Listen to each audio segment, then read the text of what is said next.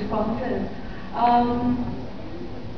When I look back, there's lots and lots that you learn throughout your professional life. And I think I used to talk like this and think like this. One of the best things about YLC is that it's a dose of idealism. And we need this sabbatical from time to time because we get jaded. And I love coming back to this forum and seeing the energy in you guys.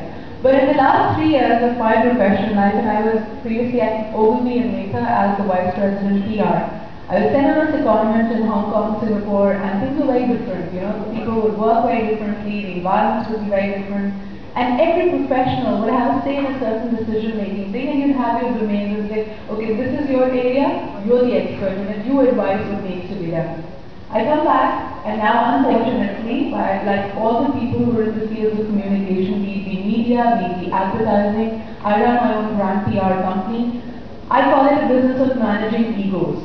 That's what I do for a living. Wow. There's no communication that happens. All I do is, okay, I have to see that we have these fragile egos that need to be dealt with gloves on, and that's what we do, because the brand that we're now trying to service has a brand team, has the advertising agency, the activation agency, a number of people who are all custodians. So you're like the person who's trying to take care of someone else's baby, and they don't like that. So there's hardly any communication that happens.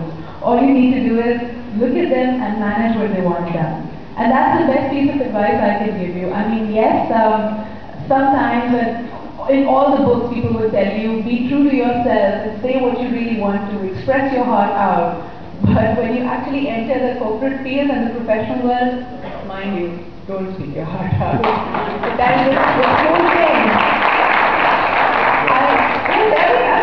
Honestly, we're a generation that grew kids when they used to have Ali McBeal, but I can so relate with that woman. You know, when she used to become a monster, she wants to punch someone in the face. And being an entrepreneur, I think people can agree with that. It's not easy running your own business in Pakistan. From bijli to pani to security, you take care of everything. And at the end of it, you thought that you're in an arrangement where you'll be your own boss, or aapke dhyan mein gana baj raha hota Malcolm in the Middle ki tarah, you're not the boss of me, but guess what? All your clients are your bosses. So just look out for that, and if not, depending on your orientation, it could be you're not the boss of me, or the recent hit Bhag Bhagni ke boss, jo bhi aapke dhyan mein bache ho usko follow kare. Thank you. And that's necessary dose of common sense. Absolutely. Got 2 tools here, what we gave you. It will be up to you when are you going to start using that. Most people have to wait until a really painful situation to realize that change is the only way out. So when are you going to make that? It's not change what makes it actually takes time. It's actually the road or the journey which leads to it until you feel that you are really had enough.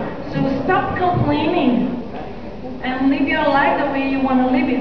And I really would like to see 360 students who are sitting here, that you own your own business. You're not looking forward.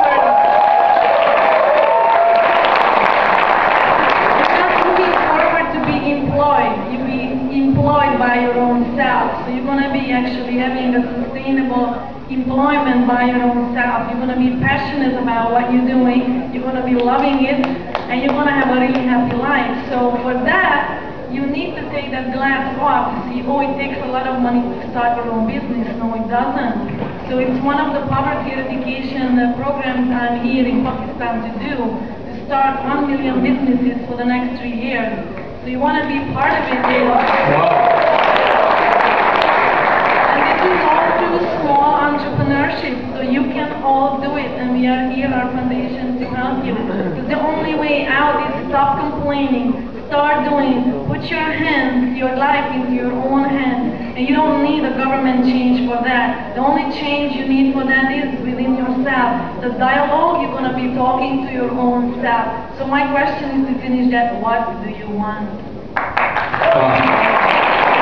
Got 2 tools here, what we gave you. It will be up to you when are you know what you just did with that exercise? You just disconnected your mind. You can do this during here at any time.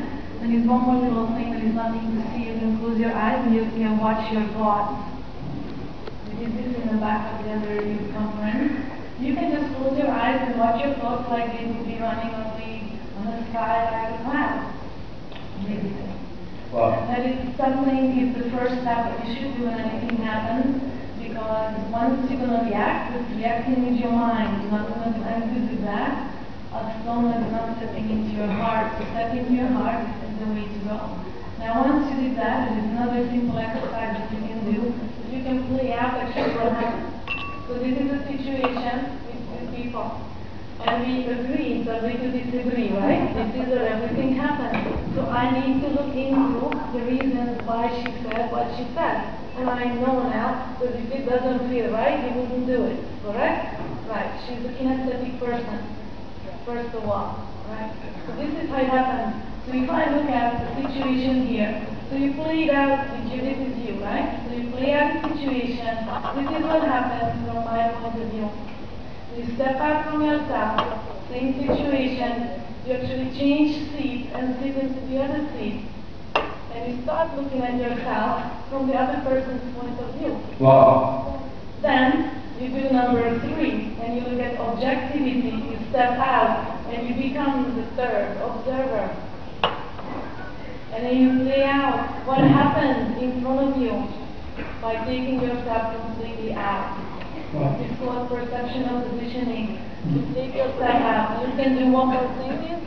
You can consult with your universal power and have the universal power give you an insight. What did really happen objectively? This is what you want to always ask your brain. What happened? And the second power question is, what do I want to happen after that? So don't get stuck there. You want to always see that this is part of the journey. What is the learning here for me to take it for the future? That's what I would like to say. Friends, if you are listening, there is some extremely profound